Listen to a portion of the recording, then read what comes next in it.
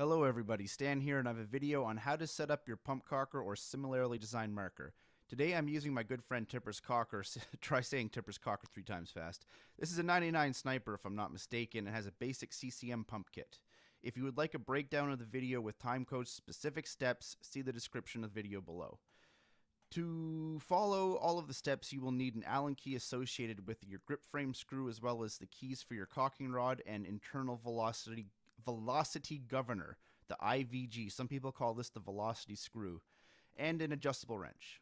The sizes can vary from model to model, especially if you don't have an official WGP cocker, so I won't list the specific key sizes here.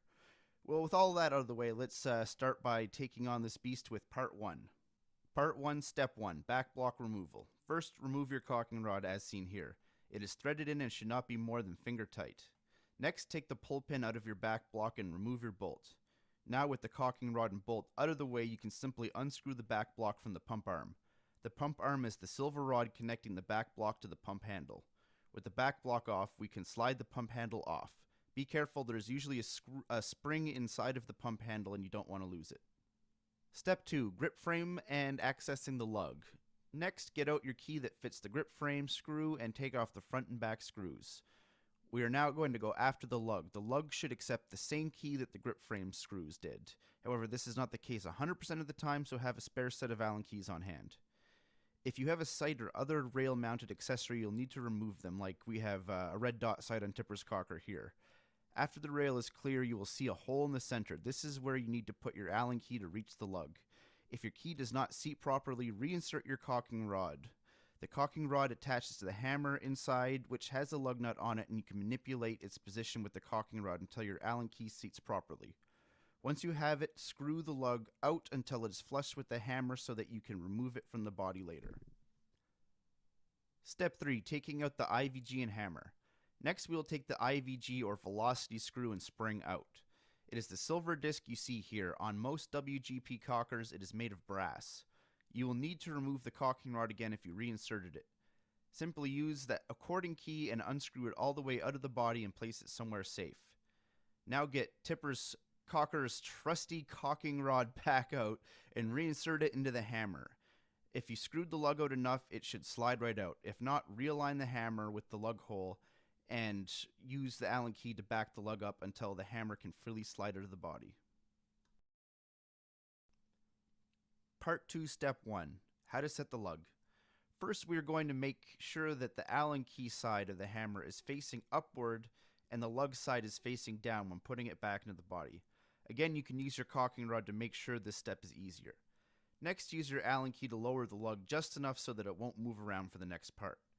Next, get your IVG and velocity spring. Place the velocity spring back in the body first and follow it with the IVG, the smooth side facing out and the concave side facing in to retain the spring. Make the IVG flush with the back of the body for now.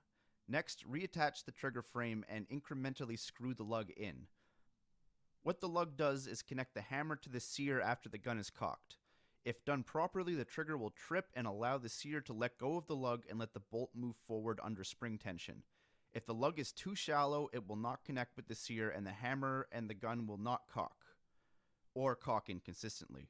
If the lug is too deep, the lug will lock with the sear and your gun will not be able to uncock. I would recommend turning the lug in a quarter turn at a time until it is cocking 100% of the time.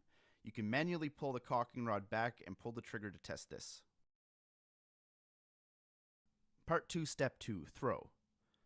Next, we will adjust the throw. What the throw is how far the back block is allowed to move backwards.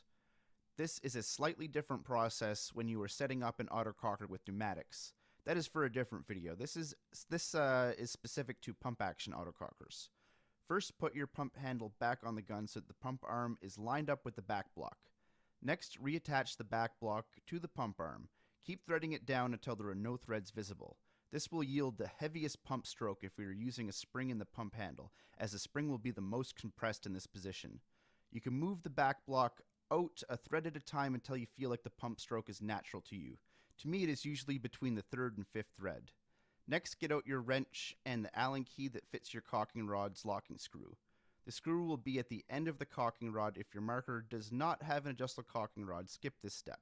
grasp the collar of the caulking rod with your wrench and use the Allen key to remove the set screw from the back of the caulking rod. The collar the screw came out of should now thread up and down the caulking rod, allowing you to lengthen or shorten the length of how far the caulking rod lets the pump of the marker go back before it is caulked. If you screw it in too far, the throw length may not be sufficient to let the bolt move far enough back, which will result in paintballs either not feeding properly like you can see here or just getting chopped. If you screw it too far out, your throw distance will be too far, which will just be less efficient for your operation and increase the possibility of a double feed or chop.